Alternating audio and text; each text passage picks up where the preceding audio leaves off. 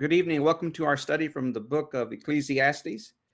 We will be studying from the 10th chapter of Ecclesiastes, bringing this book almost to an end. We have two more chapters after this, and the week after next, we'll be studying chapters 11 and 12. I really do appreciate all of you that have been with me since the very beginning of the study until now, and hopefully until the end. After we finish Ecclesiastes, we're going to pick up the book of Hebrews, a very interesting book, great source for us to understand the difference between the Old and the New Testament, and that Christ is a mediator of a better law, one that can save us through grace and God's mercy. But tonight we'll be looking at Ecclesiastes chapter 10. You know, it's been a quite interesting ride reading through the book of Ecclesiastes about Solomon. Solomon apparently is in his older age as he writes these things, and you can tell that there were many times in his life as king that he felt depressed, he felt quite anxious, because he was looking for the meaning of life, and he looked for that meaning everywhere under the sun.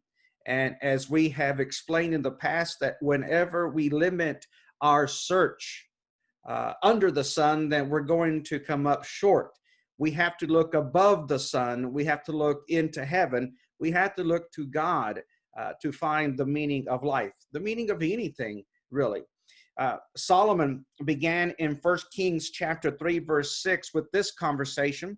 Solomon said, "You have shown great loving kindness to your servant David, my father, according as he walked before you in truth and righteousness and uprightness of heart toward you. And you have reserved for him this great loving kindness, that you have given him a son to sit on his throne as it is this day." It's really interesting or ironic how Solomon began his career as a king. This is a heartfelt conversation that he was having with God, being thankful that God had been so kind, so compassionate to David, and even blessed David as being someone who was upright, a man after God's own heart. So having said these things, he now petitions God in verse 7, 1 Kings 3 and verse 7. He says, "Now, O Lord my God, you have made your servant king in place of my father David, yet I am but a little child. I do not know how to go out or come in."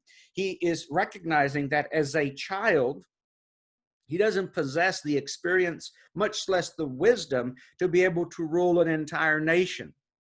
And he understands that as a child, he is lacking in common sense, lacking in understanding, lacking in everything.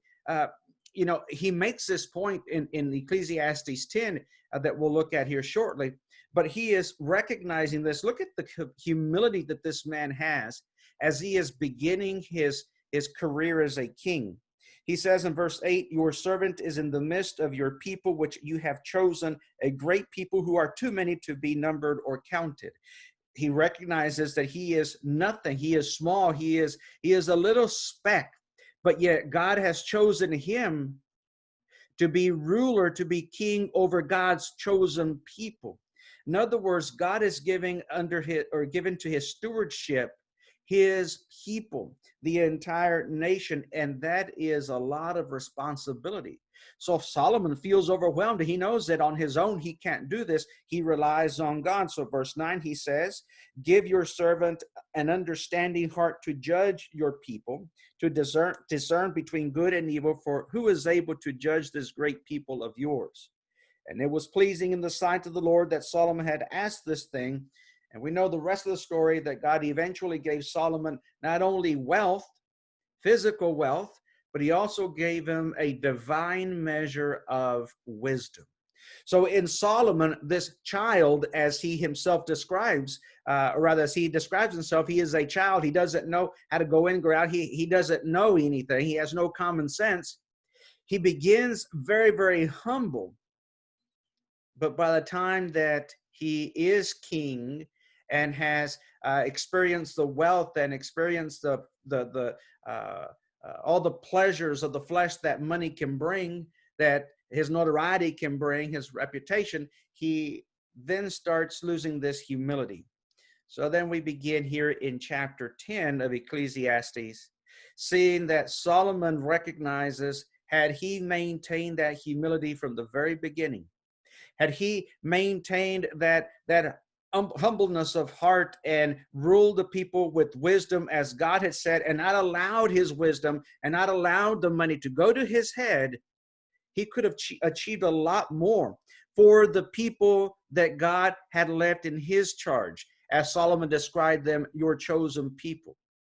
But instead of achieving a lot more, Solomon led the people down a path that eventually the kingdom would split. 10 tribes would go to the north and 2 tribes would go to the south.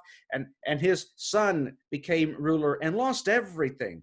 So Solomon, having married 1,000 women, or 300 and 700 concubines, and built temples to foreign gods to his wives, and gone to the temple to worship those gods, Solomon has just lost everything. He still has the wisdom, but isn't using it. He still has his wealth, but is using it for his own pleasures. And now he, in his old age, has come to his senses and is explaining to us how much heartache he could have avoided had he just been humble throughout the rest of his life as king. But his foolishness overshadowed his wisdom. And this is a reference that he makes in chapter 10, verse 1, about a stink fly and the ointment. So Solomon, in his old age, the king gives us advice. And notice the advice that he gives us, that you can have all the wisdom of this world, you can have all the wealth of this world, but if you don't have God, then it's useless. If you don't have God as your main objective to please him, if your heart's not in it, then it's useless. He says in Ecclesiastes 12 and verse 13, the conclusion when all has been heard, when everything has been done, is fear God and keep his commandments, because this applies to every person. For God will bring every act to judgment, everything which is hidden, whether it is good or evil. We can't hide from God. We can't lie to God. We can't get away with any foolishness because God is going to bring it to light. Fortunately, Solomon understood this, even though at a late age, but he understood it. You know, I'm reminded when I read this passage every time of that couple in the New Testament in Acts chapter 5, Ananias and Sapphira. You know, Solomon here says God's going to bring every act to judgment, everything that we do, whether it's wise or not, everything that is hidden in the deepest recesses of our hearts, he's going to bring it out. Ananias and Sapphira in Acts chapter 5 and the first, 7, 8 verses, decided that they wanted to sell a piece of property and that they were going to give whatever proceeds they got from that, they were going to give it to the church because there was a famine, there was a major need in the first century church. And once they sold the property, they decided that they didn't want to give that money to the church, at least not all of it. So they only gave a portion to the church. And Peter asked Ananias, did you sell your property for this price? And Ananias lied and said, yes. Peter said, why has Satan filled your heart to lie to the Holy Spirit and to keep back some of the price of the land while it was in your possession, while you owned the land? It was your own. You could have done whatever you wanted it. Nobody asked you to sell it. You sold it. Why is it that you have conceived this deed in your heart? You have not lied to men, but to God. And as he heard these words, Ananias fell down and breathed his last, and great fear came over all who heard it. He died, graveyard dead. His wife comes in the span of about 3 hours, and she's asked the same question, and she lies just like her husband did, and she is struck dead as well. Well, what's the point? Ananias and Sapphira demonstrated great foolishness, and that foolishness was motivated by greed. Their foolishness was motivated by lust, just like Solomon. He was motivated by greed and lust. He everything he saw, he wanted. And once he had that, he wanted more. And this is why Solomon tells us in Ecclesiastes chapter 12, verses 13 and 14, that everything, when it's all said, heard, and done, What you need to remember from the very beginning of life until the end is to fear the Lord and keep his commandments. Enjoy your life.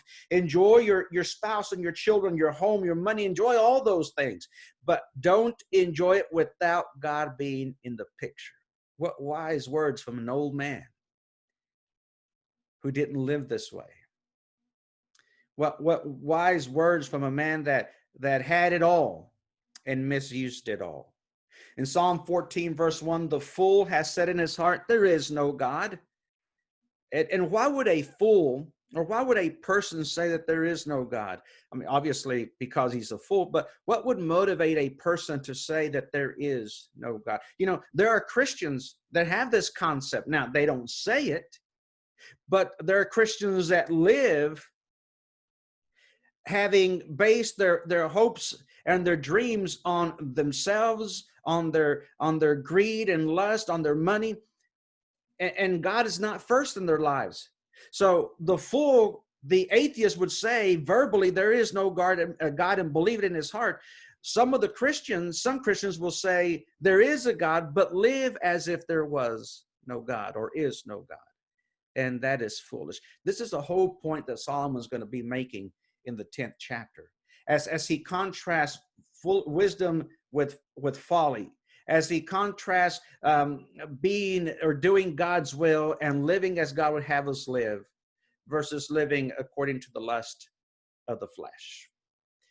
So let's look at this first section of Ecclesiastes 10, verses 1, 2, and 3. And this section is titled, When a Fool Acts a Fool. Dead flies makes a perfumer's oil stink, so a little foolishness is weightier than wisdom and honor.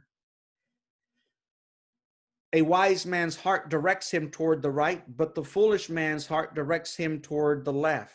Even when the fool walks along the road, his sense is lacking, and he demonstrates to everyone that he is a fool. This last verse is quite powerful. A fool doesn't need to verbalize it that he's a fool. He won't. But just the things that he says and does will tell us that he is a fool. So this flies in the ointment business. Here Solomon has spent an entire life building a reputation, or at least this is what Solomon is talking about, of a man that has spent his entire life building a reputation, but makes one mistake. And that one mistake just destroys his entire reputation. That's a fly in the ointment here. Here is a person that has made a very expensive perfume that people would pay thousands of dollars an ounce to buy and wear it with pride. But one stink fly falls in and it ruins the whole thing. You can't even sell it at a discount then. David comes to mind. How David, as the Bible describes him, a man after God's own heart, who was a great poet and a great songwriter, who was very faithful and loyal to his friends and even to his enemy, King Saul, who did a lot of great things. But what do we often remember David for? For having committed adultery with Bathsheba and murdered her husband Uriah. Solomon understood very well, firsthand from his own father's experience, that when you pull away from God, when you want to grab onto the reins without God in the picture, it is foolishness, because man desires to direct his own path, but the end, as Jeremiah says, is destruction. You know, what use is it to spend our entire lives trying to build a reputation, but then we act a fool and we destroy it? Proverbs 18 and verse 2 says, a fool does not delight in understanding, but only in revealing his own mind. If we're always expressing our opinion, I mean, just read Facebook for a little bit and you'll be disgusted, or Twitter, and you'll see how many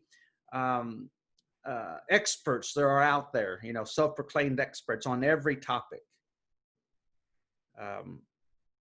And Proverbs 18 verse 2 says, a fool does not delight in understanding, but only in revealing his own mind. I'm reminded of a lady that had read some medical journals and had done some research on Google. And in her mind, she became an expert in medicine and talked to her about whatever the doctor said. And she said, well, the doctor doesn't know.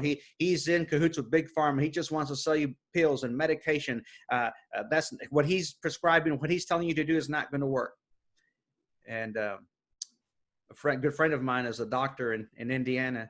And he has a plaque on his office wall, and it says that my degree from Indiana University, my medical degree from Indiana University, is worth more than your Google research.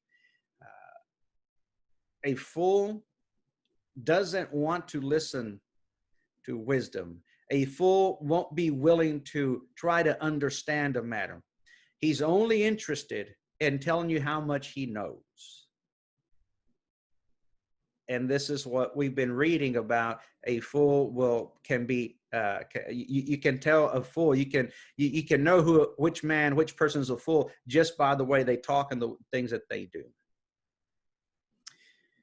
So in the next few verses of Ecclesiastes 10 verses 4 through 7, he gives us what we call the ironies of wisdom. Or the ironies of folly even. But let's read verse 4. In this section, I'm using the Living Bible, which I don't recommend too often. But this is a very simple rendition of this text that I think helps bring about the point that Solomon is making. He says, if the boss is angry with you, don't quit. A quiet spirit will quiet his bad temper. There is another evil I have seen as I have watched the world go by, a sad situation concerning kings and rulers. For I have seen foolish men given great authority and rich men not given the rightful place of dignity. I have even seen servants riding while princesses walk like servants. Well, what he means, I believe there in, what was that, verse 4? Verse 4, if the ruler's temper rises against you, do not abandon your position because composure lays great offenses. In Spanish, there's this proverb that says that the one that gets mad loses. And you think about the last time that you got in a terrible argument with whomever. If you didn't speak with calmness of spirit, you weren't able to speak with wisdom. If you spoke with a hot head, angry, then you said things that were not wise and made the situation worse. So Solomon here is telling us, if your employer or your king is yelling at you, is flown off the handle, and is just berating you, it's not going to help if you respond in kind. I've heard of people that their boss comes in and is angry that day. Somebody kicked his cat that morning, and he's just angry and mistreating his employees. And then somebody says, well, you know what? I don't need this, and quits and walks out. Just in the heat of the moment, just left his job without thinking about the mortgage, the insurance, food, or all of the other expenses he has. And then he wishes that he hadn't acted that way. Solomon is saying, don't lose your cool. As a matter of fact, respond with wisdom. If you're going to say anything, be calm about it. Because a sensible response that is calm can help in controlling or in cooling down the situation. The same thing applies in a marriage relationship.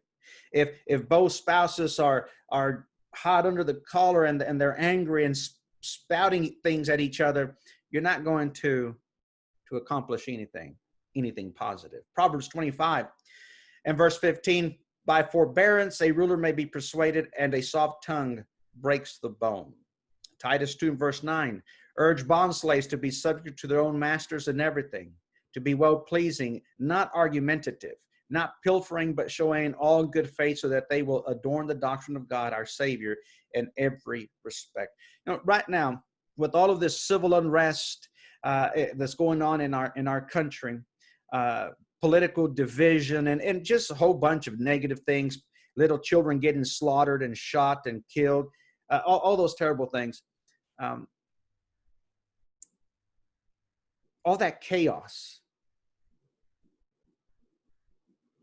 it's here because of sin.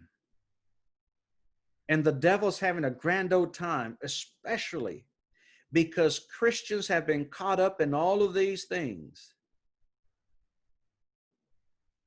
and are contributing to the division, are contributing to the ignorance. When we as Christians should understand that our citizenship is in heaven, not in this world, and thank God for that. That I should, how do you think the church would progress, or would it progress faster if Christians that are so active on social media arguing about their political stances and a whole bunch of other things, if they would use that same energy to defend the Lord's church, to preach the gospel? Maybe we would be better off. We as Christians don't need to be involved in all of these civil protests and division, because we're not shining the light as Christians. So although Paul is talking about us as slaves, that we need to obey our masters and everything, we could also use this text to talk about employee, employer, son and father, older brother in Christ with a younger brother in Christ. The point is, notice the word argumentative. Be well-pleasing and not argumentative. Why? To adorn the doctrine of God our Savior in every respect. Proverbs 15 verse 1 gives us the advice that a gentle answer turns away wrath, but a harsh word stirs up anger. And I think that if we learn to be calm and patient and not say a word in anger, that we could accomplish much more in our relationships. Back in Ecclesiastes 10 and verses 5 and 6, Ecclesiastes 10 verses 5 and 6, Solomon talks about, there's things in life that just don't make sense. For example, he calls it an evil that he's seen under the sun. Like an error, a mistake that goes forth from the ruler. Wisdom doesn't always get the acknowledgement that it deserves. Just think about the people that get the promotions or become presidents or governors or mayors. Are they the ones that have the most wisdom, or did they get that promotion or become a political leader because of who they know? And Solomon says, this is just something that confounds people, and confounded him. That the wise man who could lead a country better than the rich man doesn't get recognized because he's poor. But the wealthy man, he has clout, he has power, so they put him in position and destroys a nation. Verses 8 through 11. This section, we've titled it A Funny Thing About Foolishness. One of my favorite passages in the 10th chapter of Ecclesiastes has to do with the snake charmer, but we'll look at that here in a few moments. He who digs a pit may fall into it, and a serpent may bite him who breaks through a wall. He who quarries stones may be hurt by them, and he who splits logs may be endangered by them. If the axe is dull and he does not sharpen its edge, then he must exert more strength. Wisdom has the advantage of giving success. Now, this is the key phrase to help us understand this section. Wisdom has the advantage of giving success. If you use a dull axe, you're going to work harder, right? If you dig a pit, if you dig a water well, if you go into a mine without having an escape plan, then you're going to fail. And this is why he says wisdom has the advantage of giving success. If the serpent bites before being charmed, there is no profit, no money to be made for the charm. So verses 8 and 9, wisdom demands planning for the worst and the best. Jesus tells us in the New Testament the cost of discipleship, right? When he says you need to take up my cross and follow me. And then he goes in and gives a short parable. He says it's foolish for a man to start building a house without first sitting down, making the plans and counting the cost. Because if he doesn't do that, he starts building the house and then he runs out of money, and all of his neighbors, all of his friends will laugh at him and he'll become a derision. Well, Solomon is telling us wisdom will tell you that you need to plan for what can happen. The worst, he's not saying don't trust in the Lord, but he's saying don't stand in the middle of a busy intersection and expect a Mack truck not to run over you just because you trust in the Lord. No, you have to plan for the worst and the best. It makes no sense. When I was a teenager and I started preaching in surrounding cities, in West Texas, a surrounding town might be 2 hours away. Dad made sure that he taught me how to change a flat tire, how to change the oil and do simple maintenance on my vehicle. And he would always say, before you make a trip, check the tires, check the oil, make sure you have enough gas, make sure you have enough money, make sure you have a blanket in your car, make sure you have, anything that you might need if the vehicle breaks down. That's wise. So my first trip that I made in August in the desert of West Texas, 110 degrees or more, it was hot. I didn't check the tires. I didn't check the oil. And guess what? I didn't check how much gas I had in the tank, and I ran out of gas, stranded on the side of the highway. Solomon is telling us that's what a fool would do. Someone with wisdom is going to plan for the worst and the best. That can save your life. In verse 10, when he talks about the axe, that if you use a dull axe, don't expect to make your job easier. He says, don't work hard, but work smart. Take the time to make sure that you have the right tools. Take the time to make sure that your axe is sharpened. Take the time that you have the resources that you need so that you can make a difficult task easier. And that's why he says that the wisdom is a secret to success. Proverbs 1 and verse 7. The fear of the Lord is the beginning of knowledge. Fool despise wisdom and instruction.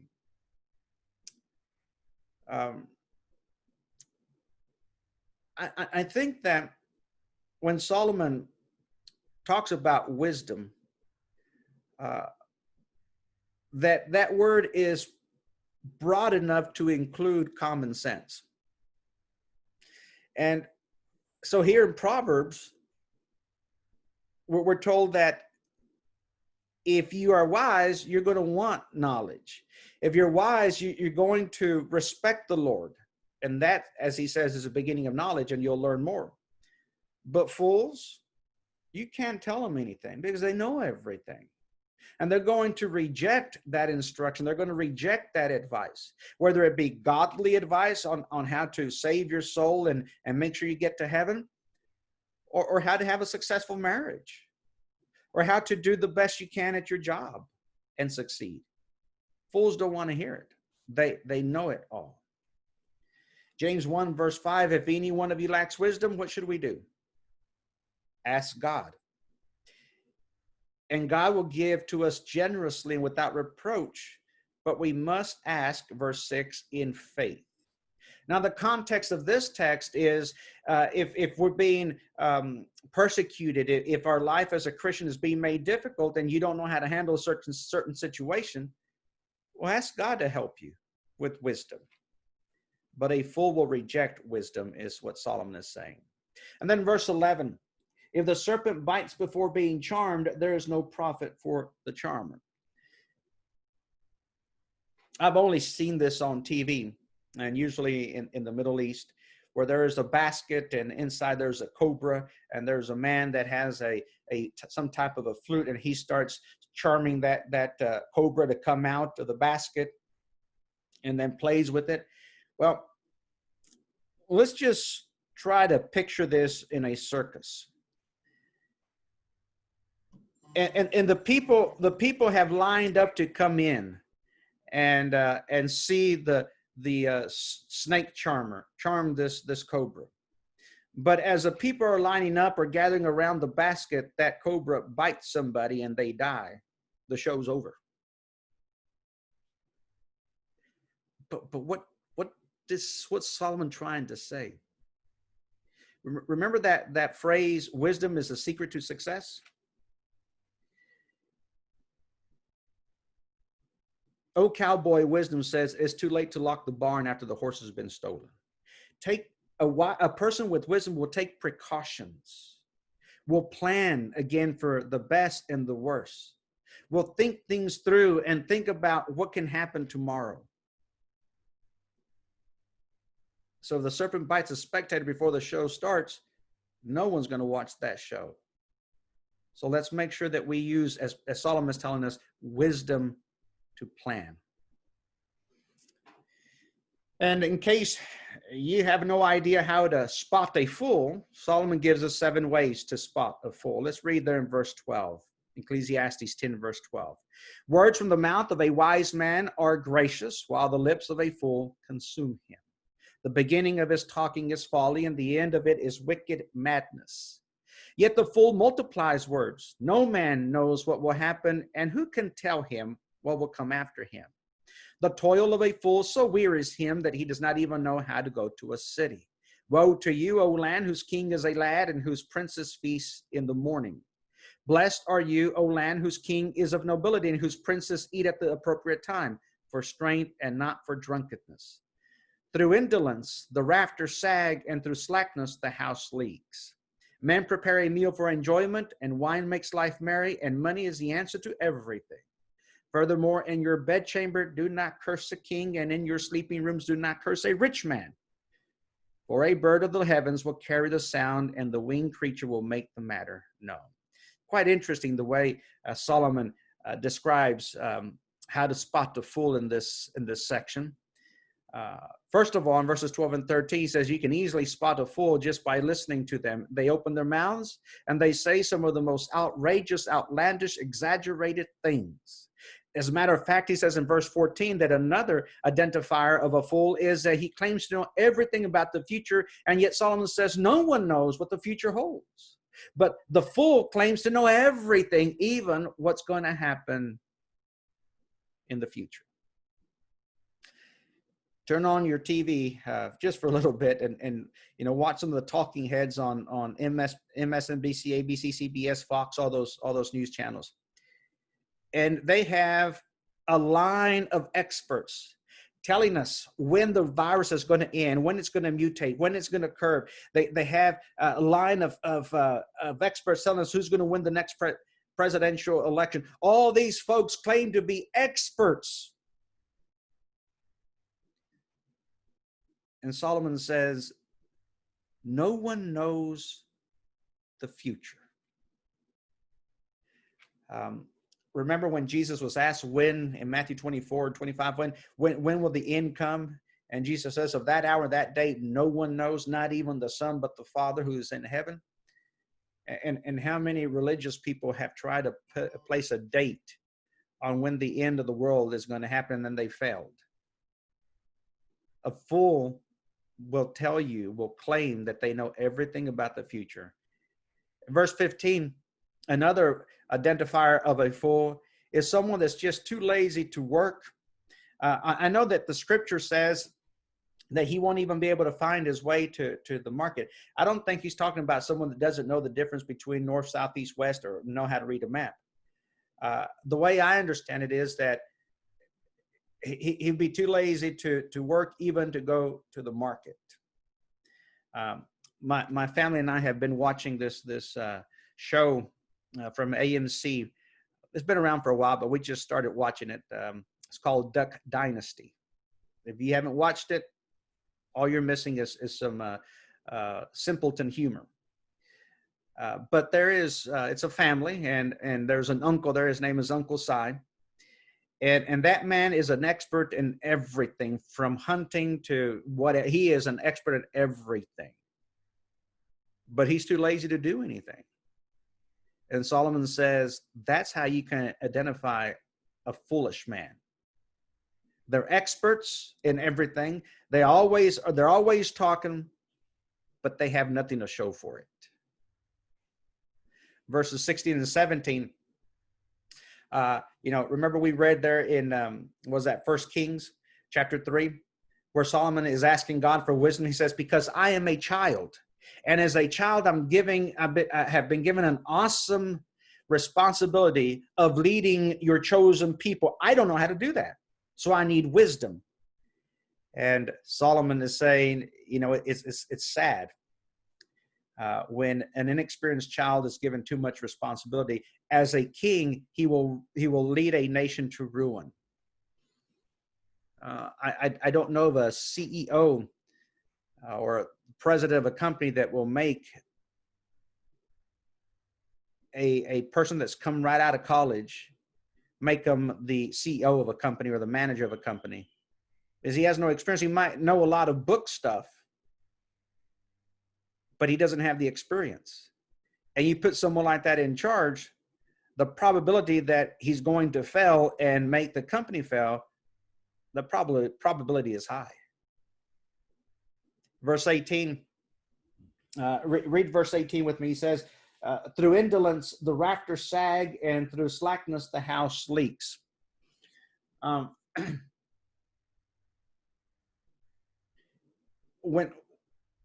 Whenever there's some maintenance that needs to be done to the house, you should do it.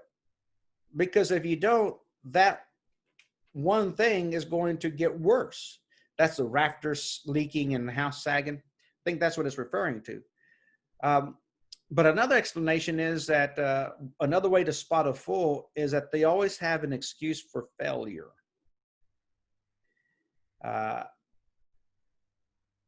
They blame circumstance, they blame society, they blame someone else for why they have failed. In verse 19, remember that one phrase there in verse 19 that says, men prepare a meal for enjoyment, and wine makes life merry, and money is the answer to everything. Well, we know that money's not the answer to everything, right? Jesus talks about that in the New Testament. So we know that Solomon isn't saying, he isn't affirming money is the answer for everything. What he is saying is that a fool will live in the moment, will drink and eat in the moment, not thinking about the future, not thinking about laying aside anything for the future. That's a fool. In verse 20, he goes back to the same problem that I believe Solomon has been talking about since Ecclesiastes chapter 1, that James talks about in all 5 chapters, that the tongue is what makes a lot of people fail. The seventh marker, the seventh identifier of a fool is a person that talks too much without thinking of the consequences. This is why in verse 20 he says, when you are in your bedchamber, don't speak evil about people in power. I mean, not even in my own house, in my own bedroom. Well, Solomon is making the point that after it comes out of our mouths, there's nothing that promises us that those words won't reach the ears of the person we've been talking about. So his point is, watch what you say. The old adage is, if you have nothing nice to say about someone, don't say anything at all. This is what Solomon is saying. A fool is someone who talks too much without thinking, lives in the moment, always has an excuse for failure. He's like an inexperienced child with too much responsibility. He's too lazy to work, claims to know everything about the future, and he opens his mouth and proves his stupidity or his foolishness. And that's how Ecclesiastes chapter 10 ends.